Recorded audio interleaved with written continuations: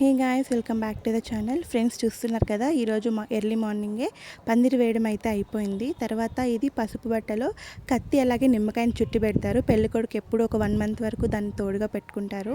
So ఇదేంటంటే పెళ్లి బట్టలకి మొత్తం పూజ అయితే చేస్తున్నారు. సో పెళ్ళి అంతా చాలా మంచిగా జరగాలి అని చూస్తున్నారా. పసుపు కొట్టడం కూడా స్టార్ట్ అయిపోయింది. సో ఫస్ట్ పెద్దవాళ్ళు స్టార్ట్ చేస్తున్నారు. తర్వాత ఇంట్లో ఉన్న వాళ్ళందరూ కూడా దంచుతారు. ఇక్కడ మా అమ్మ, పిన్నిలు, తర్వాత నేను, మా అక్కలు, అత్తలు అందరూ కూడా కొంచెం కొంచెం పసుపు అయితే దంచాము. సో ఈ పసుపుని పెళ్లి కొడుకు చేసేటప్పుడు కానీ ఇంకా పెళ్ళి జరిగేటప్పుడు పసుపు నలుగులు అంటారు కదా, సో వాటికి కూడా ఈ పసుపుని అయితే యూస్ చేస్తారు.